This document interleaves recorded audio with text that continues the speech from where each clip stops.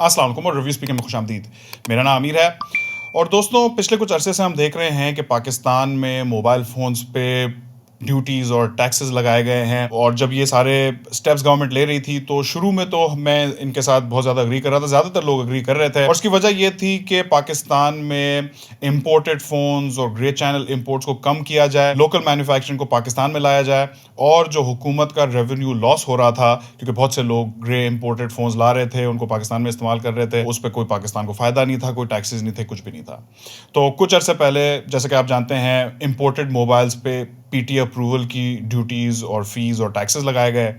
और जो high and premium phones हैं जैसे कि आईफोन्स, उन पे हमने देखा कि बहुत अच्छे खासे पीटी अप्रूवल की फ़ीस लगती थी। तो अगर आप आईफोन 12 प्रो मैक्स की बात करते हैं तो आई बिलीव पासपोर्ट पे वो 32,000 रुपये लेते थे अगर आप ट्रैवल करके आए हैं, और अगर पाकिस्तान में CNIC पे कर रहे हैं तो 42,000 की फ़ीस थी। पिछले बजट में इसको भी बढ़ाया गया और 13 प्रो मैक्स को जब मैं अप्रूव कराने गया तो मुझे याद पड़ता है कुछ करीब 46-47 हज़ार की टोटल कॉस्ट आई थी मुझे। लेकिन अब हाल ही में कुछ ऐसा हुआ है जिस पे मेरे जहन में 2-3 सवालात आए हैं, मैंने सोचा आप लोगों से शेयर किए जाएं। इस पे अगर आप में से किसी को लीगल साइड इसकी समझ में आ रही है तो लीगली अगर इसको समझा सकता है तो समझाए, क्योंकि रिसेंटली जैसा कि आप जानते हैं हुकूमत की तरफ से एक मिनी बजट लाया गया है। जनवरी के महीने में ही इनने इसको अप्रूव किया है और इसके तहत सेल्स टैक्स लागू किया गया है काफ़ी सारे प्रोडक्ट लाइंस पे, ताकि गवर्नमेंट अपना रेवेन्यू बढ़ा सके, जिसमें कंप्यूटर्स भी शामिल हैं, इंपोर्टेड फ़ोन्स भी शामिल हैं। कोई भी बंदा अगर इंपोर्टेड फ़ोन पाकिस्तान में बेचता है तो उसको 17% का GST लगेगा उन सेल्स पे। लेकिन अब यहाँ एक अजीब सा इशू क्रिएट हो गया है,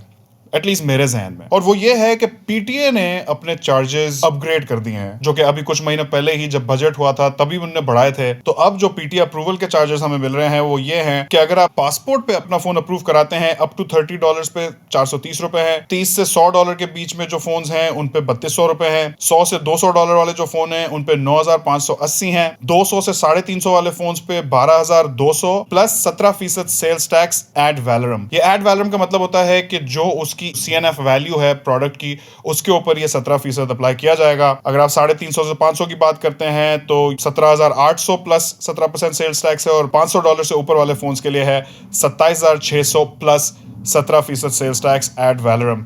अगर आप CNIC पे करते हैं तो ये और भी ऊपर चले जाते हैं नंबर्स। मैं आपको सबसे महंगे वाले बता देता हूं, तो 200 से 350 वाले फोन्स पे 14,661 प्लस 17% टैक्स, 350 से 500 वाले फोन्स पे 23,420 प्लस 17% सेल्स टैक्स, और 500 से ऊपर के हैं 37,000 प्लस 17% सेल्स टैक्स। जिससे अगर हम आईफोन्स की बात करें, क्योंकि ज्यादातर लोग आईफोन्स ही इंपोर्ट कर रहे हैं, बाकी तो सैमसंग और सारे मेन स्ट्रीम ब्रांड्स अब पाकिस्तान आ गए हैं, उन्होंने लोकल मैन्युफैक्चरिंग लगा दी है, लेकिन एप्पल अभी तक अपनी मैन्युफैक्चरिंग यहाँ नहीं लाया, और मुझे नहीं लगता कि एप्पल का कोई भी प्लान है फॉरसीएबल फ्यूचर में कि पाकिस्तान में वो अपनी मैन्युफैक्चरिंग फैसिलिटी लगाएंगे। इंडिया में भी जब गए थे तो इंडिया को भी काफी भागदौड़ करनी पड़ी थी एप्पल को इंडिया में लाने के लिए। लेकिन इससे अगर हम आईफोन्स की प्राइसेस की बात करें तो जो आईफोन 7 और 7 प्लस है उनके ऊपर 36,500 का टैक्स है, आईफोन 8 और 8 प्लस पे 49,118 का टैक्स है, आईफोन 10 से लेकर आईफोन 12 तक 69,814, 13 प्रो के ऊपर है 72,839 और 13 प्रो मैक्स के ऊपर है 73,819। यानी कि अगर आपको इस वक्त iPhone 13 pro max base model 128 GB वाला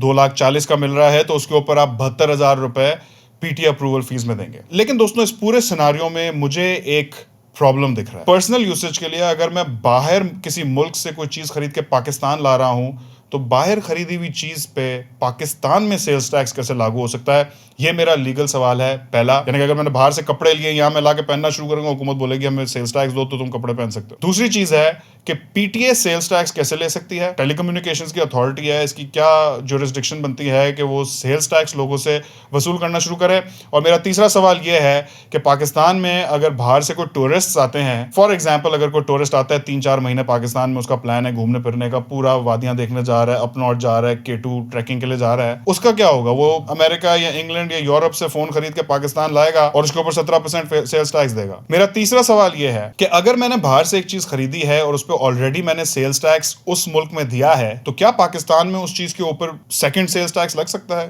क्योंकि जहां तक मुझे पता है काफी सारे ममालिक के साथ हमारी डबल टैक्सेशन की ट्रीटीज भी हैं। इस पर भी मैं चाहूंगा कि अगर कोई लीगल माइंड्स हैं जो हमारा चैनल फॉलो करते हैं तो वो इन चीजों के ऊपर जरा लाइट शेड करें। अब तक जितनी भी पीटी अप्रूवल की पहले बातें हुई हैं, I have always agreed with them, क्योंकि मेरा मानना था कि पाकिस्तान में अगर लोकल मैन्युफैक्चरिंग शुरू होगी तो गवर्नमेंट के लिए फ़ायदा है, हमारी इकोनॉमी के लिए फ़ायदा है, यहाँ जॉब क्रिएशन होती है, हमारा इंपोर्ट बिल कम होता है, हमारे लोकल रेवेन्यूज़ बढ़ते हैं और वैल्यू एडिशन होती है, टेक्नोलॉजी ट्रांसफर होता है, बहुत सारे फ़ायदे होते हैं। तो एज अ टेक रिव्यूअर मैंने हमेशा सपोर्ट किया है जब गवर्नमेंट ने इंपोर्ट्स को डिस्करेज करने के लिए टैक्सेस और ड्यूटीज़ लगाई हैं।